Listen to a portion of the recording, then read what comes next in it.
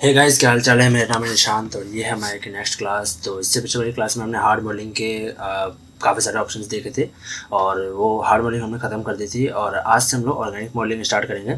तो organic modelling start करने से पहले एक बात का मैं आपको बता दूं कि ऑर्गेनिक मॉडलिंग जो है वो बिल्कुल डिफरेंट है हार्ड मॉडलिंग से, और काफ़ी डिफ़िकल्ट भी है ऑर्गेनिक मॉडलिंग।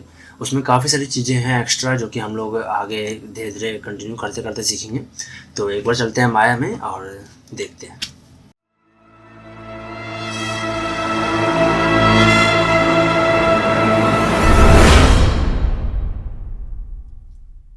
तो ये हम लोग अपने माया में आ चुके हैं और यहाँ पे मैंने एक नॉर्मल सा मॉडल ले लिया है। ठीक है, जैसे मैंने बताया था आपको पिछली वीडियो में कि जनरेट पे जाके गेट ब्रश पे जाके हम लोग मॉडल ले सकते हैं। तो मैंने एक रैंडम मॉडल ले लिया है। अब बेसिकली क्या है कि ये मॉडल जो है ये एक ऑर्गेनिक मॉडल है। ठीक है, इसमें ऑर्गेनिक मॉडलिंग का इस्तेमाल हुआ है, तो ये ऑर्गेनिक मॉडल है।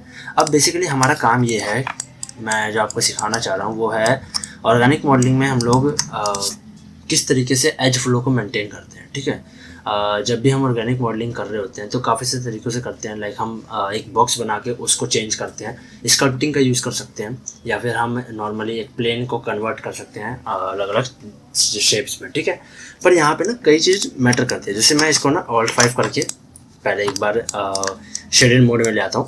अब एक बार आप देखोगे ना, जैसे मैं इस हाथ को देखते हैं तो इस हाथ में ना ये सब एकदम जो इसकी एज है वो काफ़ी स्मूथ मेंटेन हो रखे है। देखो स्मूथ है, यहाँ से स्ट्रेट है, यहाँ से स्ट्रेट है, सब कुछ एकदम परफेक्ट हो रखा है। ठीक है, अब जैसे जैसे हम नीचे जाएँ, जैसे हम हैंड की तरफ आते हैं, हाथों में आते हैं, तो हाथों की तरफ ये जो हमारी एज फ्लो है ये थोड़ा सा चेंज हुई है। ठीक है, यहाँ पर जिस पे किस तरीके से जो है थोड़ा सा छोटा हुआ है एज फ्लो। ऑब्वियसली बात है क्योंकि हमारी ये हैंड जो था ये काफ़ी बड़ा एरिया, तो उसके लिए अलग एज फ्लो का मेंटेन हुआ है। ये छोटा एरिया तो यहाँ पे थोड़ा सा अलग एज फ्लो बना है। बट ये दोनों एज फ्लो आपस में मिले हुए हैं। कैसे? यहाँ पे आप देख सकते हो ये एक स्टार टाइप बन के आ रहा है, ये देख रहे हो, इस जगह पे एक स्टार बन के आ रहा है। अब ये बेसिकली स्टार क्या होता है, ये हमेशा हाई पॉली से लो पॉली या लो पॉली से हाई पॉली में चेंज करने के लिए यूज़ किया जाता है। मतलब अगर हाई डेंसिटी एज है तो उसको लो डेंसिटी में एज में जोड़ने के लिए इस्तेमाल करते हैं।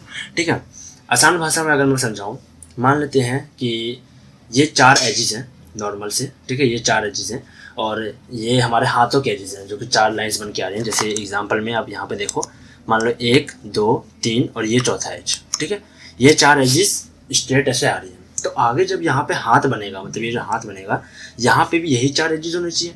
बट इन रियलिटी इस हाथ की तरफ ये 4 एजेस नहीं है, यहाँ पे 5 एजेस है मान लो। तो अब ये 5 एजेस को इस 4 एजेस से कंबाइन कैसे करेंगे? क्योंकि इस एज से ये एज हो जाएगा, इस एज से ये एज हो जाएगा, इससे ये हो जाएगा, इससे हो जाएगा, पर ये वाला एज कहाँ जाएगा?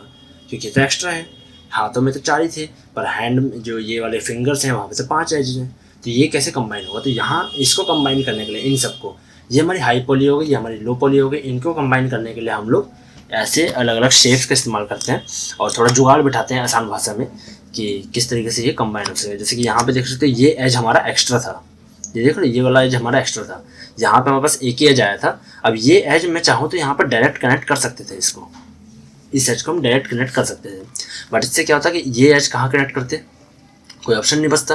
तो इसलिए इसने यहाँ पे क्या किया, मल्टी कट टूल से एक और यहाँ पे कट में लगा दिया और यहाँ पे एक स्टार शेप फॉर्म कर दी, जिससे कि ये सिर्फ एक एज 1 2 और 3 एज में डिवाइड हो गया।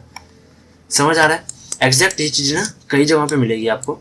जैसे यहाँ देखो, ये यहाँ पे काफ़ी लो पॉली था, हाई पॉली में जैसे ही आया यहाँ पे एक स्टार बना, स्टार फॉर्म हुआ और यहाँ पे हाई पॉली में ये चला गया। एग्जैक्ट फेस में भी आपको ये चीज़ें मिलेंगी काफ़ी।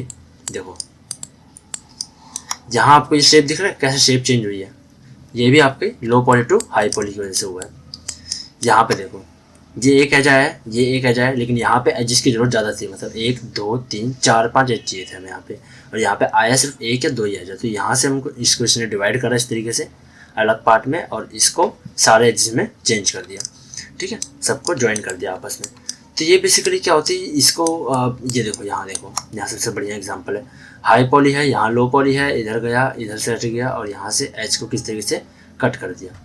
ठीक है, यहाँ पे 2 एज गए हैं, 1 और 2। अगर ये वाला एज नहीं होता तो ये वाला पूरा एज और ये वाला पूरा एज जाता, बट इसका क्या काम था, हमें ये भी तो जोड़ना था कहीं ना कहीं पे, तो इसलिए यहाँ पे इसने एक एक्स्ट्रा एज लूप बनाया।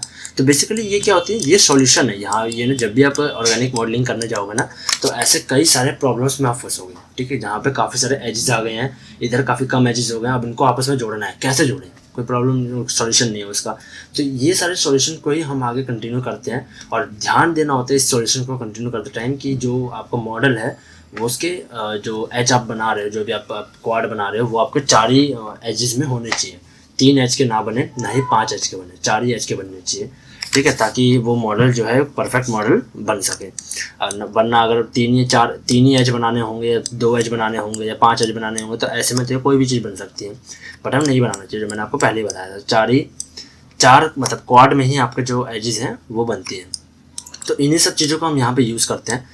नीचे की तरफ देखा तो कि यहाँ भी, ठीक है, इसका बैक साइड में भी देख सकते हो, ये पूरा एज गया है, ये पूरा एज गया, ये पूरा एज गया। अब इन एज को कैसे इसने बीच में कंबाइन करा है, ठीक है। ये इसको नीचे से ऐसे भी ले जा सकता था, लेकिन यहाँ से ये जुड़ते नहीं और यहाँ पे साइड ज़्यादा पड़ती है। आप यहाँ देखो, अगर मैं इस एज को यहाँ से स्ट्रेट ले जाता, इस एज को मैं यहाँ से ऐसे ले जाता, ये बीच वाले एजेस नहीं रखता, ये वाले एजेस, तो आप देख सकते हो इन एज में कितना डिफरेंस होता है। मतलब एक ये एज होता, ठीक है, दूसरा 30, 4, 5, 6 एजेस बनते हैं।